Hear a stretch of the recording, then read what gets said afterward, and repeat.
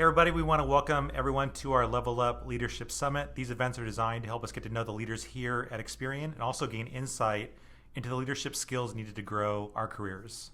During today's webinar, we encourage you to use the chat feature of our WebEx, post questions, share an insight, or let others know why you're attending.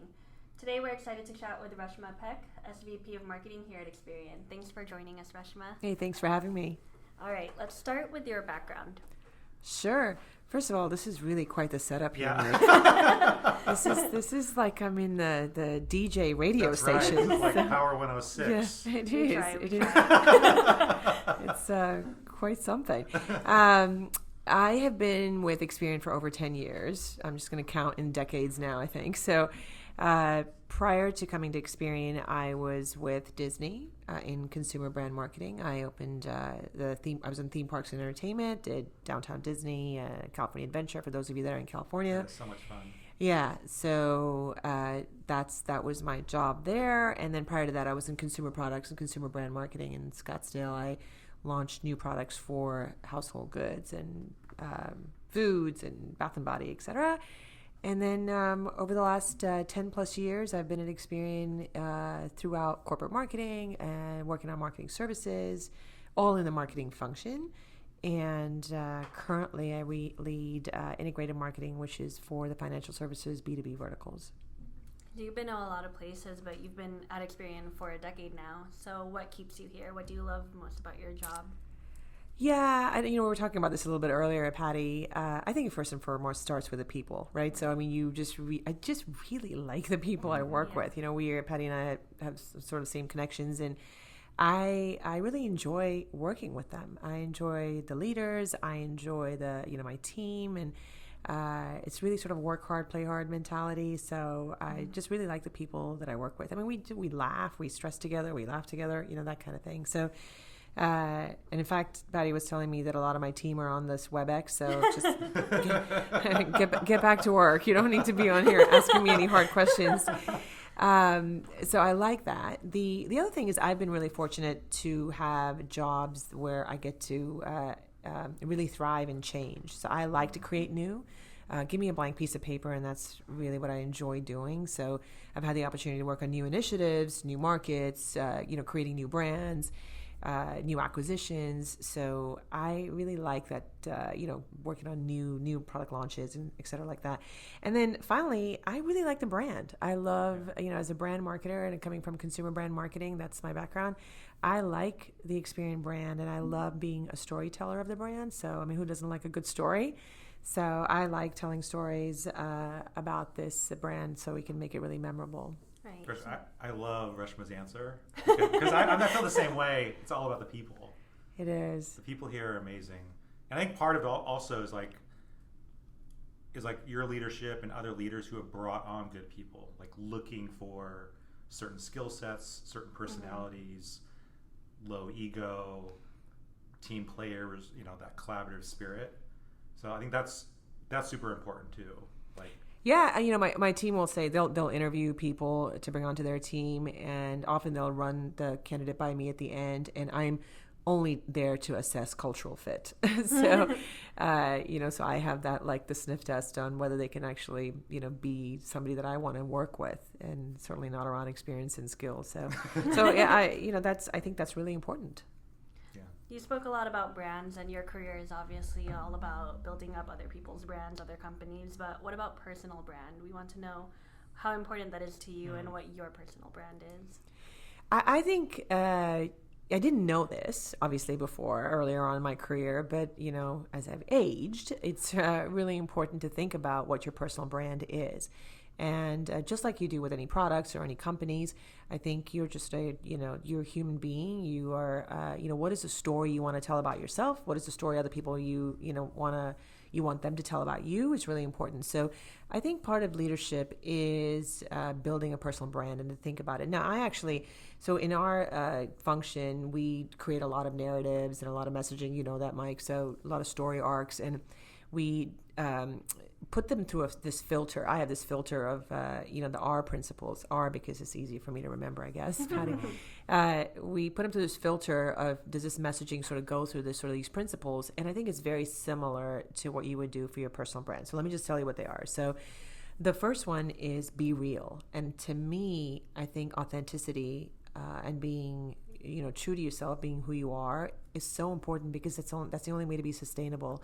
You can't fake it. People will see through fake news. I think it's just really important to be yourself. And I wish I had learned that earlier on in my career, to be honest. I mean, it does take confidence and age. And there's room for every type of person. So if you're not appreciated by being your true self, then go somewhere else, because there's definitely room for you somewhere else. So that's the same thing with our stories, right? So our narratives, when we talk about PR, Mike, and I mean, people see through, we can't talk about fake value propositions or fake features and benefits. Right. And I think one of the difficulties is sometimes you see leaders that you want to emulate, right? And that's where it gets difficult, because you want to be your authentic self, but then you say, like, what's the leadership like?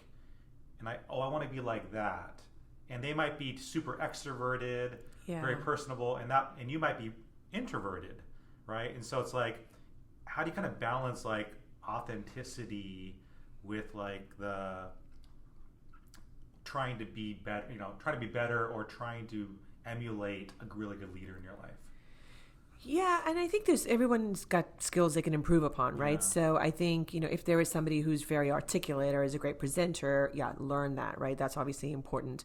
If you are in a company that sort of values extroversion and creativity, then you sort of have to stretch that muscle a little bit. So there are things you can learn from everybody. I'm not going to be the person I am at home in my pajamas, obviously, So I am going to be a little bit put together here. So put on my work mode. So I think it's important to do that. But I do think great leaders, like our executive leaders, my bosses and, Craig, everybody else, appreciate diversity even in their leadership. I mean, if you look around, Craig's table. So I think that there is diversity. There's sort of a room, Mike, for both of us sort of to be, ourselves and still be successful in the company. So I think, that's what I mean. It's just, find your lane, and it's just so much easier to be yourself. Yeah. It really is. So it's really good advice. Yeah. The other R principle I think is really important is to be relevant. So just like we, talk about our industry messaging, it's really important to hone our craft.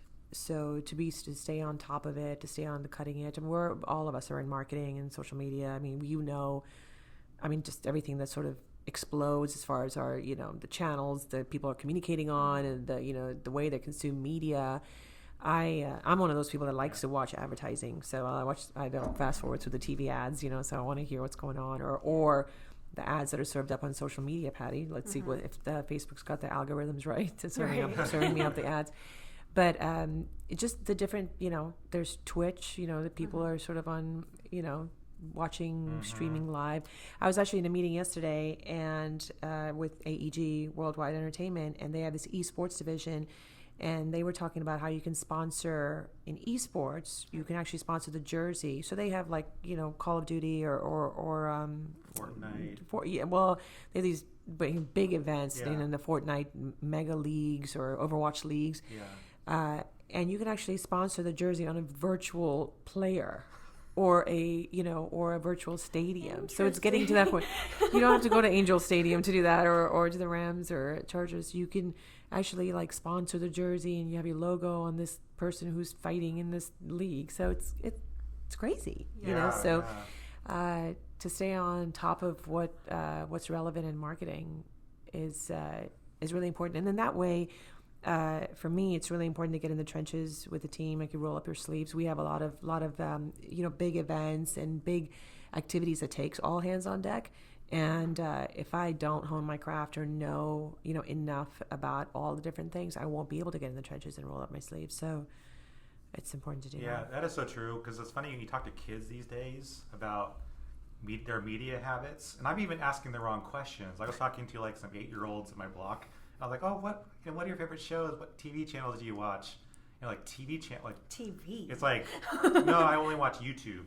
Yeah. And I was like, "Oh, what do you?" And they have a whole list of YouTubers that they're watching, right? And it's just funny. And all the YouTubers have their own brand, and I watch some of these videos that my kids watch, and they're all like, they have calls to action. Comment below, like it. All the stuff that we learned in marketing. I'm seeing these like kids on YouTube have their CTA. Tell them to replay to get the views up. Yeah. We have TVs in all the rooms in our house. I swear they don't get turned on because it's just all the laptop and. It's either Netflix or social media channels. Mm-hmm. Those are the only way they consume media. And in fact, there was VidCon. There was a conference, in Anaheim for 4 days where it's literally just YouTube and Instagram celebrities and TikTok celebrities that are they're all teenagers that are just have millions of followers. Yeah. So I think it's important to keep it on top of that because it's as we talk about empowering consumers and creating a better tomorrow. These are our tomorrow. And so, how do they consume media and how are we going to be able to reach them is really critical. That's right.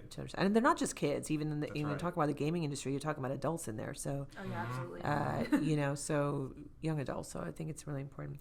The third R is repeat. Now, in the in the brand world, we say what a brand is what people say about you when you're not in the room. So.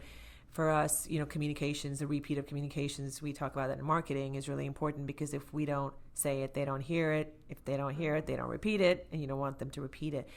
And I think it's important to think about how to extend our networks, as employees and as leaders to extend the reach within the company. So people are talking about you. And it's not just coffee meetings. I don't mean that by creating a network. I think stretching assignments and getting new assignments or taking new assignments outside of your little ecosystem is really important because you build a network based on how people see, how you're working. So I think it's, that's one of the things I would recommend to everybody is find an assignment that's sort of, or a stretch project that is outside of your function and outside of your division. That's how you get to meet a lot of different people in the company. That's right. I think also all the different clubs and the ERGs here, it's a great opportunity to meet others. I found all the different diversity and inclusion events here have been great. Like it breaks us out of our silos, and all of a sudden you're meeting different marketers, different people in different business units. Yeah, absolutely. So, and we have a lot of events and initiatives we work on, so we're happy to take anybody to sign on. Please email me directly if you want to work on any extracurricular projects. So, I think it also helps you dust off the things that you've been doing routinely and, learn new things. And that's actually another one of the things I really love about this place is I feel like I learn something every single day. And every day I have said to myself, I did not know that, or I didn't know we did that, or I didn't know we could do that. And it's really kind of exciting. It's fascinating. Which makes it a harder story to tell about Experian because every day we're evolving. So it does help you learn a lot of new things. It's so funny. We were in a meeting and I was like, I've only been here 8 years. And I just learned this about Experian because Experian does so many things. Yeah. I was just having a one-on-one with somebody on my team, and she just told me that she'd been here a year, and I swear I thought she had just been here like 5 minutes ago. So, and she said it just flew by. It's because you're learning so much, and it's not routine, and every day is so new. Right. Look at this equipment you guys have here. So it is just really, it's really exciting time. And the last R is. I don't know if it applies so much to sort of messaging, but just to be ready. I can't underscore the importance of preparation. Preparation is key. To me, I need to prepare for everything. I was telling Patty, I was asking her, I said, what is it? Do you have any questions for this? Is there a script? Is there a dry run? Is there a rehearsal? And she's like, no. We're just talking. So you just can't wing everything as you get into more complex situations. So, and it's really important that you don't settle for mediocrity. And if you want to strive for excellence, you got to prepare. I mean, everybody prepares. Marathon runners prepare. Basketball players prepare. So it's just really important to prepare, and I think that's really important. Reshma, I loved how you talked about networking and getting to know others in the business. I think you are probably one of the best networkers because I just see you when I've seen you like at Vision or conferences. I mean, Reshma is just like all over talking to so many different people. And it's really really cool to see how well like you're able to. I just feel like you're one of those individuals that anybody can talk to. Like you can walk up to anybody and like spark a conversation, and that's not a skill everyone has. And I'm kind of curious about your advice for those of us like myself who maybe go to a big conference or Experian event and you're feeling a little shy or a little introverted. Do you have any advice for those of us like us? Yeah, first of all, I'm working. I'm not networking at those events. Usually fighting fires or, hey, is Craig ready to go on stage? Is where is this? Where is that? Is the video going to be played? So no, I'm running around like a crazy person. But thanks for thinking I look like I'm networking. I am very extroverted. So I, score on the high extroversion scale, sort of range, and I think that helps, obviously. And although there's a lot of people that are more extroverted than me, I think I'm getting more introverted as I get older. I'm like, get away from me. I need to go into my cave. I need to go into my cave for a minute. So I think it's easier for me. I also I find different angles for people. So I have to think about, who I'm trying to talk to. I choose a different angle to break the ice or to talk to them. I use personal questions often. I don't think those are off limit because, like I said, you're working with people, you're working with human beings. So I don't think it's off limits to say, hey, I'm from Ohio too. You're from Ohio, or like whatever it is, right? Or hey, I heard you would. Whatever, blah, blah, blah, or, where do you live? You live in Orange County, so I think it's fine to break the ice. People want to be connected to you in sort of a different way as well. It's not just like, hey, you're a risk officer, I'm a risk officer, let's chat, So I think you can use different questions and different topics to break the ice and to get to know people, because we're all complete human beings. I live in a place. I have a family. I have a life. I have work. So I'm more than just working at Experian. So yeah, I it's probably easier for me because I am extroverted. But and then sometimes after those conferences, I gotta tell you, I go into a bunker and it's like nobody talk to me. Have you always been really extroverted? No. I was a very shy kid. So as a teenager, I was really, really shy. All the way up to my teen years. I had a lot of friends that I followed that were just big leaders, and I was the follower. And I was just very introverted. I was gawky kid, and just one of those athletic jocks, but not really that cool. Not that cool kind of an athletic jock, a female athletic jock, which I don't know is that cool those days. But so I wasn't really that outgoing. But I came out of my shell, and and some of it is practice. It's not all innate. Some of it is practice, and some of it you have to do. So if you want to network and you want to grow your network, and if you want to learn new things, you've got to connect with new people. That's right. So it is what it is.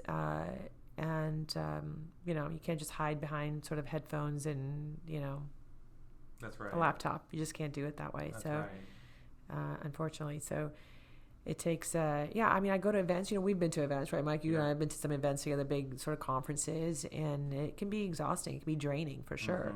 But you've just got to make a concerted effort, and then go back into your cave, and then come back down to the conference center, and then go take a little nap, and then come back. So that's right. I think those things are really important. I'm curious, when you do kind of feel like your energy's been sucked out of you out of these conferences and all that, what are your ways to recharge? I do take time. I make sure that I go off to my hotel room. Like I won't, some of these events go really late at night. I used to be able to do it much better back in the day. I can't recover as fast in the morning. So I'm more disciplined. So to get a good night's sleep is really important to me. I love sleep. I really love sleep. I don't get it often. This is probably why I love it. But to get a good night's sleep is really important, to go recharge. And I think what you do preparing prior, like I prep before I go, am I gone and rested? Have I read a book? Have I really chilled out the weekend before? It's like, for example, for Vision, I work on that conference, and I would have to go out on a Saturday, before we start on Sunday. So that Friday before, I usually take the day off, or I'm working from home or something, and then just recharge, just chilling out. So I know I'm just going into the marathon, so again, it's preparation. So it is just really preparing my body and mind, I guess, for the networking. That's right. No, that's actually really, really good advice, because sometimes you're like, go at work, and all of a sudden you're flying, new area. And I personally can't even, when I travel, I can't even sleep. I don't sleep well in hotel rooms. But I love like how you're kind of like mentally, physically preparing yourself. Oh, Okay, I'm going to go to a conference for 3 days. I got to be on. Yeah. So I need to like just kind of like recharge. It's really intentional. Yeah. Salespeople, I work with, obviously I'm part of this integrated marketing and sales organization. And they go. They travel from one event to another event. And a lot of times I'll get asked to travel to things, and I honestly purposely say no, because I know there isn't a break in between for me, and I have to make sure there's a break. Right. I can't go from like Monday to Thursday and then go to Thursday to Saturday. So it's just, I'm not that good. Yeah. So I need, I need recharge time. I need to be like plugged in for a little bit. So, And now some people can do that nonstop, and that's a different type of extroversion. I need to recharge, and I need to prepare. So I do things that are, for my mind and body, whether it's working out or whether it's, going to the spa, whether it's, just chilling out by myself. I do try to enjoy some alone time before I go into, a really big conference. I want to know what your advice is for maybe someone who's a little younger in their career, maybe just starting to really take on leadership. Maybe they're just starting to lead a team for the first time. What your advice would be for them? Yes. Hire well. I think people say marry well, but I'm just going to say hire well. Hire well. If I have to leave you with 2 words today, as you start to lead a team and as you start to recruit a team, hiring well and getting your team composition right is just critical, not only to team success, but you as a leader. It is the single most important thing that I gauge my success or failure in, is if I've got the right people on the team. So really focus on getting the right talent.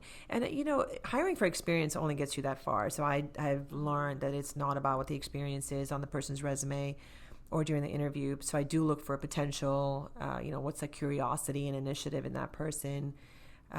It is really important. And, we work in an organization where it's, team goals, squad goals, right? So it's a team sport. And it's, a few people that I've hired over the last year, I was thinking about it. So many of them have a job that's very different than they were hired for. So they had a job description that's about 50%, which was outlined, and the successful ones find the gaps, and if you hire the right talent, they go create their own 50% of the other job description. So here's a gap, here's where I'm going to go, I'm going to fill that void. So it's really important to find the right talent, and then they can go figure out what the right job is. And I don't know if you guys are in the NBA, but there's been the NBA trades. Oh yeah, it's like the reality show of the summer, right? Yeah, it is. And I was thinking about it because they've created all these like power duos in some of these teams during the trades, the Lakers, Clippers, certainly in our area. And so many of them will be playing positions, they will be playing different positions than they played in their original team. So they'll have to create, they'll have to figure out how they fit into that team.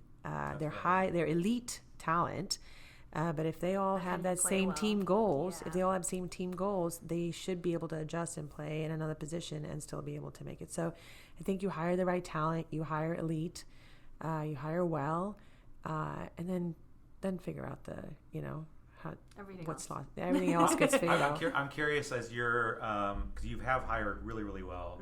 Like everyone I've worked with on your team they're all awesome. So I'm kind of curious about how you go about interviewing and what sparks you're looking for in that conversation. Yeah, it's I've interviewed like thousands of people, Mike. Didn't I interview you? You did. Ah, You did. look at that. See, Yeah. I hired well. See, Mike, you made it. 8 years. No, it's there's just so many little things. I mean, when you get to interview as many people, certainly, obviously, you want to know about some of the successes they've had in their career, what they want to accomplish, what their ambition is really important. And then, how the questions they ask me are very important. So a lot of times we'll interview people in half an hour and people will wait till the last 5 minutes to say, do you have any questions for me? I generally ask them if they have any questions for me within the first 15 minutes. So to see how they can, and I'm not the first person they're interviewing with. They've already interviewed with some people. So, I think they should be able to have questions. Right. We actually had somebody the other day that said, no, I don't have any questions for you. And I said, are you sure? And number two. So, and then Let's try that again. I asked her, are you sure? You don't even want to know if we have like good benefits, anything. So, oh my gosh, you have to know. So you have to ask some questions, so.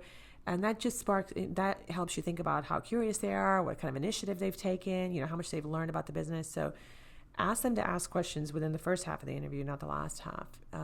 So those are some of the things. And I try to get them to know on a human level. So like I said, I want to work with people that I have fun with and enjoy. And so, get to know them as well. Right. I think. Oh, go ahead. I think anyone from the outside looking in on your team can just tell it's like a super high performing team, but at the same time they really get along well. Like I know Anne would tell me about like your little sprints with your food, like where everyone just gets fried chicken from like all these other places and then they just all eat it all at once. And it's just like, wow, that's amazing. Yes. So I kind of want to know how you like cultivate that culture among your team and keep it so fun, but at the same time, everyone does their job and does it like way past expectations. Yeah. So, well, thanks, Anne, for telling everybody that we eat quite a bit. We do have our food throwdowns, is what she's talking about. So, everybody brings their, goes and gets the best fried chicken they have in Southern California, and then we do a taste test, or the best taco, or the best pizza. So, food is, important to our team. And so, we do that. I think it's a concerted effort. Honestly, Patty, it's not, it's something that I do think about and I do think is really important because I think we can all get into our own little lanes and, sort of put our heads down and we have 100 million things to do. So, and we all have families to go home to entertain and be extroverted with or have food throwdowns too, right? So, but if you think about your team as a family, and like I said, I think the team composition is really the most important thing to me. I spend more time here than I do at home for sure. So I just really want to enjoy the people I work with. And, one of the ways to do it is to do social things. So is to do competitive things. It's not just social, it's not just food, or going bowling. We're going to go bowling, and we're going to be where it's going to be competition. So there's always some sort of element of competition. So no matter what, you're performing. It's like a high performance. Yes, thing. I'm trying to hone your competitive skills, right? Yeah, don't get lazy. We're bowling for some sort of prize, but we do competitive. We actually create teams. We've created a team last year. We did for our competitive takeaway project. We created these teams and come up with a marketing plan that was the most well regarded in how we are going to go after the competition in our market. So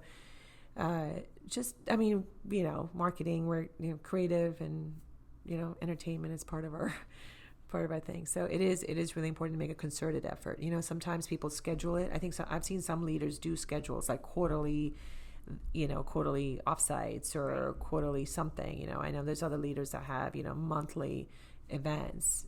So you have to make a concerted effort to do that. I think when you look at leaders like yourself or even just like the stark opposite where leaders don't really care about culture and they're like work, you can kind of guess that something happened to them earlier on in their career that kind of made them that way. So I'm kind of curious about how or where you learned your leadership style from, or if you kind of were inspired by mentors or other people along the way, whether they were at Experian or outside of Experian. Yes, I think we all start out like work, Yeah. because that's what we think that's what's going to get us there. But what got us here is not going to get us to the next place. No, I've led some teams that have not been happy. I mean, honestly, Patty, to be quite candid, I've led teams that have not been happy. I've had, there's been in other places where there's been retention issues. So. And I think that the team composition, it's really a puzzle. It's a jigsaw puzzle. Like I've hired really good people, but they haven't been able to get along. And we're a kind, collaborative culture. We don't get that right in Experian. We've got problems, right? So that's part of also building the team is filling the puzzles, making sure people fit. Who are the people, who's starting, what position they're playing. But I had to learn from those mistakes. So you're right. I don't think culture was, creating a team culture and creating this harmony of this team and a high performing team was the priority as I started out in my career. I think it's something that I learned from mistakes, learned from other people, how they've done it. I think there's some great leaders here in the company that I know you can tell from their engagement scores in the people survey that have had remarkable scores, so they have amazing leadership. So I think you find those that you emulate. I've learned. It's just, learning from the mistakes, and I get a lot of feedback. So this company loves giving feedback. Oh, yeah. I'm running the survey every week. Oh, my. I hope Justin's listening. No, feedback is a gift, and I get a lot of gifts. So you're lucky. Gift of feedback. Yeah. I am very well gifted, yes. I can't even unwrap half my gifts. So no, I have gotten a lot of feedback on, hey, I think you should do this more, you should do that. I've been told that he should be more visible in here. When we've had different people, when you're like geographically not located in the right place, or even if my office is in one place, etc. So I think visibility. So people tell me, come out here, do this, do that, and I have some great people that are on my team that have this just amazing autonomy to tell me that, and they have a great relationship. That they say, will you, especially sometime during this travel period that I have, during Sales Summit and Vision, and there's a few times where I'm gone for like about 2 months straight. The team will say, hey, you haven't been here, So I'll get that feedback. Right. So you need to be more present, or if we missed you, let's go do something. Yeah, we were talking about like the types of feedback. That's because you can get you're getting tons of feedback, like other leaders, your team, and then you also have like your close friends and colleagues here giving you feedback. So I'm kind of curious how you kind of navigate all of it, because you can't do everything. Yeah, and it's really important that you validate the feedback. So I think that's another thing I learned, because once when you get the feedback, you think, first of all, if you're, anything like me, and most of us are, we go immediately to the negative, by the way. Yeah, sure. So, yeah, strengths, positive. Okay, let's just, what am I supposed to improve, And so, but I think it's really important to validate it, because like I said, if you're your true authentic self, not everyone's you're not going to fit into everybody's lane. That's right. And you just have to make sure that you first of all, you can't change everything, So you have to say, what are the most important things? What are the most critical things to make, me successful as a leader, and for my team and for the business? So you have to figure that out, validate it. That's, I think, is really important. Go ask somebody else, is this really important? Because it may be important. Mike, you may give me some feedback, might be important to you, but it may not be that important to somebody else. In fact, in the people survey, I asked the team, so we got our people survey results back, and, we've got to do some action planning. And I actually asked about 4 or 5 of the people on my team have created a little advisory council, and they're going to go validate that feedback. Oh, interesting. Yeah, so they're going to go dive deeper a little bit, do some focus groups with the team, and that's great. do another an add-on survey. Yes, another survey. But really focus on, hey, what are the 3 or 4 things that are the most impactful things we should be working on? Not all 67 questions. Right. So I think validate the feedback is really important. So, and I think you learn to prioritize, who are the people that give you really good constructive feedback. And I hope that we all give feedback with some opportunities for learning and opportunities to improve. So I don't want to just say, hey, Mike, I don't like the way you did this, and then walk away, but you should do it this way. This would be a better opportunity. This would be a better option. And hopefully those are the people's feedback that you want to take, because you can at least adjust, from it. So that would be my feedback is a gift. That's good. Yeah, feedback is a gift. Put on a bumper sticker. Yeah. Reshma, did you always want to be a leader? I think so. Yeah. Yes. I wanted to be, at some point, I thought I wanted to be more in politics. So I thought I was going to be like the president of the country. Still time. Well, still time and quite a possibility. So, despite my background, So no, I thought I wanted to be in politics. I actually used to run phone banks to try and do campaigns. I used to do volunteer, and I was really fascinated by politics and fascinated by how people have control of like countries and or different policies. So yeah, I did want to be. I didn't think I was a marketing leader, but I definitely wanted to be a leader in that way. Interesting. Yeah, I started out as an accounting major, as a finance major. So, I wanted to go into political science, but I was really good with math, and that's what I thought I was supposed to do. So. I started out with finance, and then I thought, oh my gosh, this is really boring. Sorry, finance. It was just too many rules and guidelines for me. Right. So I had to hone in my creativity. So I moved left. What's your advice for someone who might not know as well as you did that they would want to be a leader?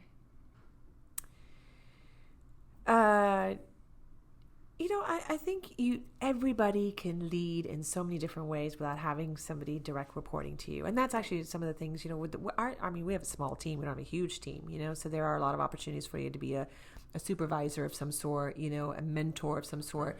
I think you can lead outside of the work area. I think there's a lot of opportunities for go and volunteer and lead some of those volunteer opportunities. I did that when I was in college. I was a resident advisor in college at an RA, so I think I started out, leading these little freshmen renegades in the college dorm. Right. So leading a team, whether you're in sports, leading a cause, and I think that try all of those to see if that's something you want to do. And I think those are some of the same principles you'll learn, and you'll learn all these best practices along the way. So you're saying, do you think that leadership is kind of natural to everyone at some point in their lives? I don't think it's a natural path. I Right. don't think it's a natural path. I don't think every I do think that you have the ability to be a leader outside of the workplace. Absolutely. I think you have the ability to lead something if you want to outside of the workplace. So if you're not sure about it, definitely try it. Take it on. Try leading my teenage kids, and that'll give you a good test of how not to do it. So, you can. I think there's a lot of opportunities and volunteering to try and hone your leadership skills. Because you're right, Patty. I think sometimes when we interview candidates and you say, what leadership opportunities have you had, or have you led a team, have you led something? So you're right, and I think that people say, "Well, I didn't have a direct report. I didn't have like 5 people reporting to me, and I haven't been through sort of management training." But you got to go do it outside of your own, outside of the workplace to get those experiences. Speaking of your kids, how are you kind of instilling their leadership skills and teaching them how to be a leader in their own lives? Yeah, not well. So no, it's hard. It's really hard. And this teen group, I think we got the wrong group. So whatever Gen they are, Gen Z, and then we're back to Gen A. I don't know. What comes after Z? Another alphabet. So it is that they're both athletes. They're both really good athletes, and so I think they are leaders on their teams. So I think they're learning that through sports, or drama or school, and things like that. So they've got a lot of opportunities to do that, and it's hard when you figure out when to let go and when they have to sort of push them in the deep end, and when they have to be able to swim on their own. So I think those are just challenges parents make, and challenges of even when you hire a new employee. When do you push them on a deep end and say, go figure it out on your own, and how much training you give them, right? So how much hand holding you do versus, hey, you got to be able to figure this out on your own. That brings up, I'm curious, when people talk about work-life balance, when you hear that phrase, what does that mean to you? What is that? How you're kind of balanced. Yeah, sorry. Yeah. When you kind of like... No, I'm kidding. I'm kidding. I'm pretty sure she's being sarcastic. I did not see that. I did not read that. You didn't see it through these giant microphones that are like the size of my head. Work-life balance. No, it's... I actually think this company does the best at it, to be honest. I think... we have a culture of that. I think our leaders are really amazing at that. So I don't know. I mean, I just think, you have to do it on your own. So I know, like for me, my operating rhythms there are some busy times of the year. When it's planning season, whether it's Vision or Sales Summit, those kinds of times, or whether it's event season, if we're acquiring a company, I know it's going to be a busy time, et cetera. So, but it's to ebbs and flows. I know there's going to be downtime, and you have to find a way to have downtime, and have that downtime in your life outside of here. So, you just have to. I make it work. I and my kids have always known that I've worked. I've worked my entire life, so they know I get dressed up and go to work, and I have a laptop, and that kind of thing. So I don't think they know any better. So I think they, that's just the way we function. It takes a village, right? So, I have a lot of, I figure out different ways to do things at home. So I use my phone for everything. I have notes, I have Alexa, I have lists, I have, Alexa's my best friend.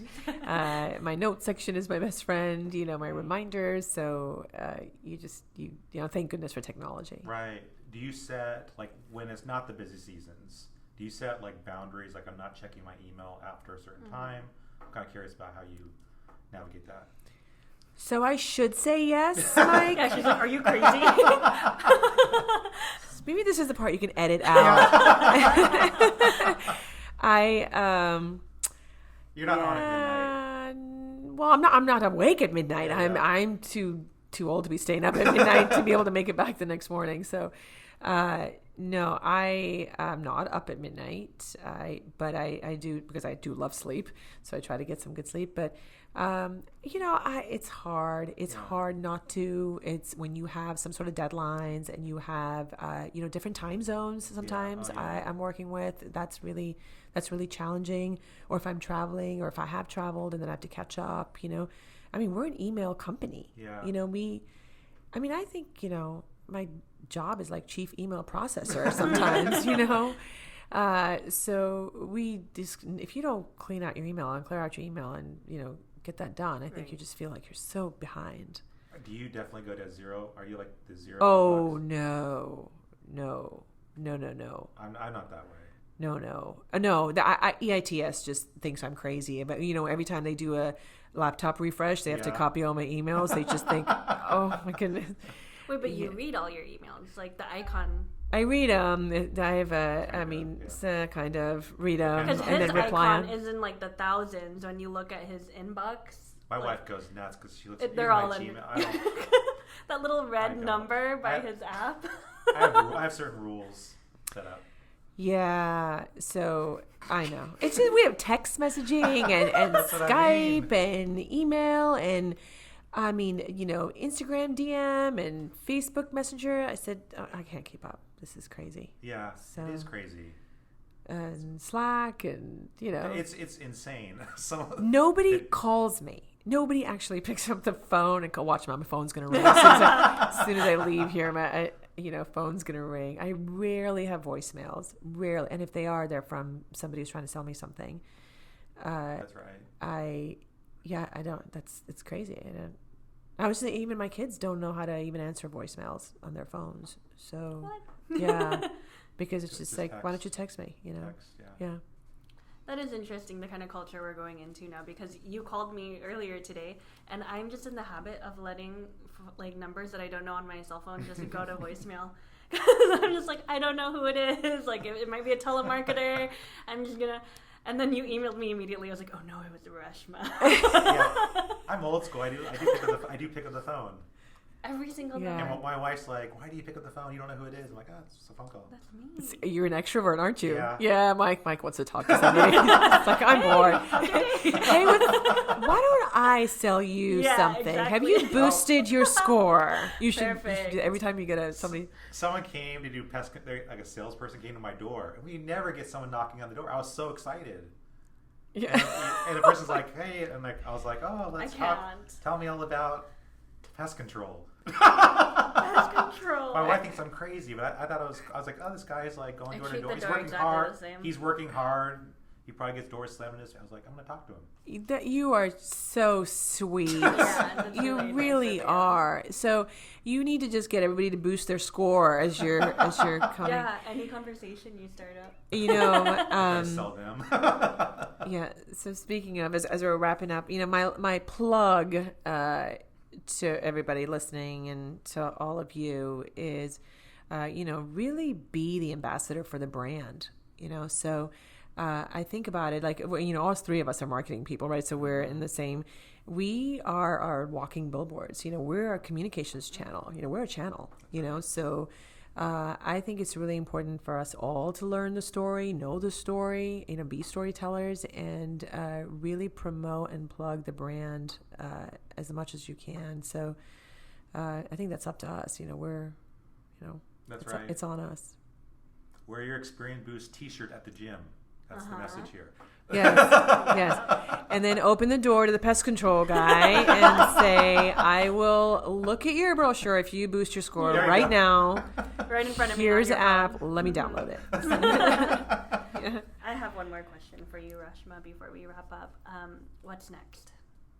This is what I like to ask a lot of our leaders. Just what's next? That's the hardest question. I know. A lot of them Patty kind of asked me this the other day. I asked him and during I our was like, one-on-one, and he was like, I So don't. you don't have to have an answer for it. I don't even know what I said to you. Doesn't have to be a position. Doesn't even have to be like the next role you want to take on. Just what's next. It could be like you're walking out this door and the next thing you're doing is get a coffee. Justin was like, I have a one-on-one with my team after this. Yeah, I'm definitely going to get coffee. So, you know, what's next for me and what's a big focus there's 3 or 4 different things, just even in the short term, is really this team composition and getting the team right, getting a really high performing team. So that's, you know, what's been my focus, and that's going to be my focus, because if I get that right, everything else just falls into place. You know, it really, magic happens, you know, right after you get that team right. So we'll win all kinds of championships. You know, there will be no competition. We'll be, you know, number one, and that's the way it's going to be. So that's really what I'm going to be focused on. And it's not, you know, not necessarily like another job or anything else. Of course, I would love to expand my responsibilities. There's opportunities to do some things more globally, and I think there's some synergies and best practice we can do, you know, sort of globally. So I think those are some of the areas. Awesome. And coffee. And coffee. And food throwdowns. We're going to invite you to the food Thank throwdowns. you. Oh my Yes. gosh, Thank we're you. honorary Yes. guests. That'll Yes. be good. I love food too. Well, guess what? You lasted 47 minutes. Oh. She was like, I can't talk more than half an hour. I was like, you'll be surprised. And it's like, who wants to listen for half an hour? Lots of people, Okay. actually. Lots. Okay. Thank you so much, Reshma, for doing Thank this. you. Yeah, thank you so much, guys. Thanks for having me. Thank you. For everyone on the call, our next guest is Winnie Law, CFO of Experian APAC. We'll be having her August 5:30 Pacific Standard Time, which is August 6 at 8:30 a.m. Singapore time. And please let us know what you found helpful. You can always email us at lead@experian.com. And also, if you want to listen to past episodes, you can always subscribe to the podcast. You can just go to Spotify or iTunes or Google Play and just type in Level Up Leadership, and you'll find the podcast there. Thank you, everyone, and thank you, Reshma. Thanks, Reshma. Thanks, guys. Thank you. And we are disconnecting. Yeah, that was awesome. Your team didn't ask any questions. You're gonna love what you guys. I'm gonna get the yell at them. Get back to work. They're scared. They probably. You're gonna love Winnie. I love her. Oh, really? Have you met her? I've only emailed, and she was really nice in the emails. Oh, she's so sweet. She's one of my faves. Oh, that's good to hear. She's so cute and little, like a little crazy rich Asian right out of the movie. She's just In Singapore too, yeah. Yeah. I always make fun of them because they're all in Singapore, and I'm like, did you guys watch Crazy Rich Asians? They're like, no, They're like, that's what we live. That's what we live. We don't need to watch a movie about it. Watch a movie. Like, seriously, like you've seen the movie, right? No. Oh, Mike. You go, Mike. I need to see it. You were literally living in their cave. I'm behind.